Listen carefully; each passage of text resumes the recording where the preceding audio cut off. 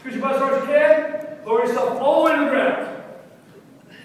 Lift your hands up. Push back up.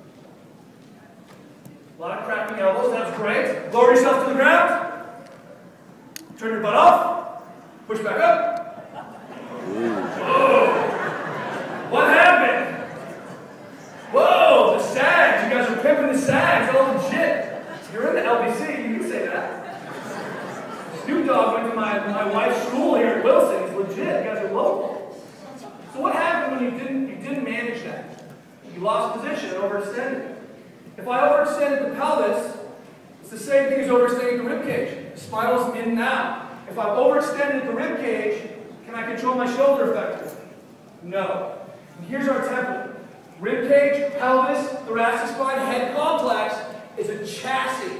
It's a framework off of which I can hang these powerful primary engines of my hips and shoulders. So if I suddenly have an athlete doing a push-up, slightly overextended, foot out, what do we start to see? Elbows go wide. And that's why we start to see the push-up is one of those first indicators where people are like, hey, my shoulder hurts. I'm like, no crap. You don't understand how to do a push-up.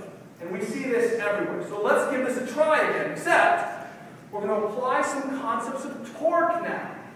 So two things. Now that we have this stable platform, we can create torque off the shoulder, right? We talk about that in the barbell. We break the bar, right? So in bench press. So if I'm in a mid-range push-up, this mid-flexion, instead of breaking the barbell, what am I going to try to do with my hands in that push-up position? I'm going to screw into the ground. Everyone here has heard that cue before. Pavel was talking about it ages ago. Create torque, screw your hands into the ground, right? What's really happening when we screw our hands into the ground? And this is the point about all this. We suddenly understand the physiology more effectively, but the coaching cues have been there for decades. We're just starting to put the pieces together. It's already the language, right? So let's do this. So if your hands are straight forward, I want the hands straight forward, just like a chaturanga or push-up. I want the elbow pit forward. That's how I know you're externally rotating, because I'm screwing my hands into the ground, and I should see that elbow pit come forward. Does that make sense? Push-up position. Shoulders overhand. This by all means is not the only position to do a push-up in, but I want you guys to do this for me. All right, so don't be broken. But let me squeeze your butt when I got close. You're so broken, sir. Now, if you have to squeeze your butt as hard, put your knee down for a second. This is an important concept. People often are like, dude, I'm so able to do 3 push-ups before I blacked out. I'm like, probably a little too much tension, don't you think? How much butt squeeze do you need? I have no idea. My butt is big and strong. I only need 1%. You maybe need 100%, right? Or the other way around. You get the idea. I don't know how much positional stiffness you need. You're going to have to figure that out. And if you fatigue, or come off of a run, or do something else, you're going to have to kind of be cycling and aware of how much stiffness I need to maintain that neutral position. Push-up position. It's not okay to change your spine. Screw your hands to the ground. Here we go. Screw your hands to the ground, elbow picks forward. Create as much torque as you can. Now, some of you guys, elbows should be straight. Some of you guys started to do an enormous amount of sagging. Put your knees down. Look at me for a second. As soon as I added a bunch of torque, guess what I saw in about 30% of us? That's right. Because what is the fixation point of all that musculature, all of the systems for the scapula? The rib cage. So as I start to apply this torque here, I have to resist that, but making sure that my chassis carries organized. If I create torque, I have to fight the urge to break. And this is why we see so many people do dips and do what? That stripper dip.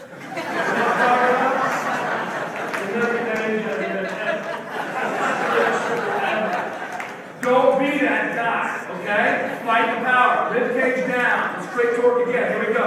Feet together. Squeeze your butt. Elbow pin forward. Create some torque. As much torque as you can. This is a scientific torque experiment. Now, put your knee down. Did you measure that torque? Turn your hands out 30 degrees. Now, check this out. We regularly see people do push-ups in this 30-degree position, right? Why are they turning their hand out?